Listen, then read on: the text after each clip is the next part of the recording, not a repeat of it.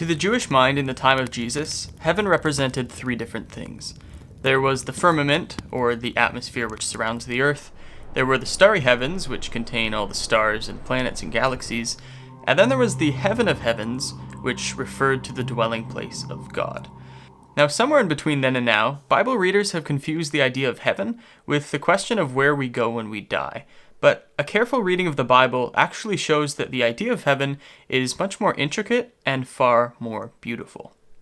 The very first mention of heaven in the Bible is found in Genesis chapter 1, where we read that in the beginning, God created the heaven and the earth.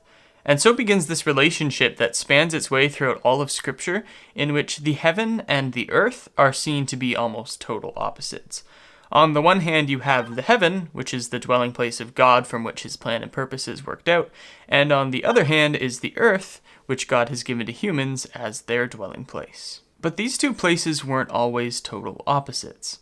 When God made the earth and created humans to live in it, he put them in this beautiful garden, and there they were made in the image and likeness of God.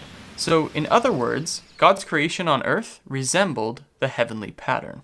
Now, clearly the writer of Genesis wants us to see the heaven and earth as more than just literal places, because in Genesis chapter 2, he says that these are the generations of the heaven and the earth, and then proceeds to tell the story about how that after man was created, man sinned against God and was driven from the garden as slaves to mortality and death. Looking further, the Psalms describe the heaven and the earth as praising God, or rejoicing and being glad, something that isn't seen so much in the literal places as much as in the people who live in them. You see, when humans sinned against God, over time they became just like the earth had been before God had created the land and the animals and the plants.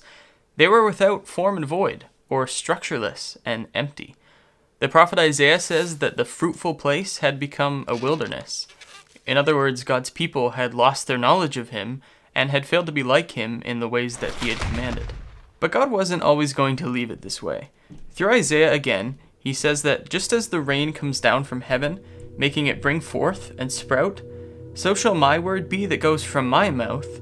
It shall not return to me empty, but it shall accomplish that which I purpose. In other words, the word that came from his mouth would bring forth spiritual fruit in the people, turning them from being structureless and void to this beautiful new creation in which dwelled righteousness after the heavenly pattern. In the New Testament, Jesus tells his disciples to pray, "Thy kingdom come, thy will be done, on earth as it is in heaven."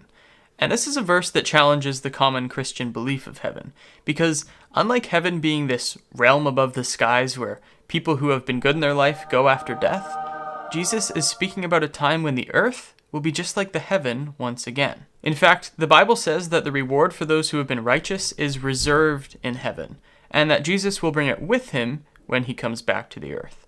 So God's purpose then is not to populate heaven with the people who have been righteous, but to restore the earth to its original glory so that it resembles heaven once again. The last reference to heaven in the Bible is found in the book of Revelation, where the Apostle John sees this vision of the holy city of Jerusalem coming down from God out of heaven, which is actually a future fulfillment of Jesus' prayer, a time when the earth will once again resemble the heavens in what is known as the kingdom age. This is God's ultimate plan, and this kingdom is a theme that spans throughout all of Scripture. During this time, sin will no longer reign, everyone will learn about and love God, and God's plan of a creation that resembles the heavenly pattern will finally be fulfilled.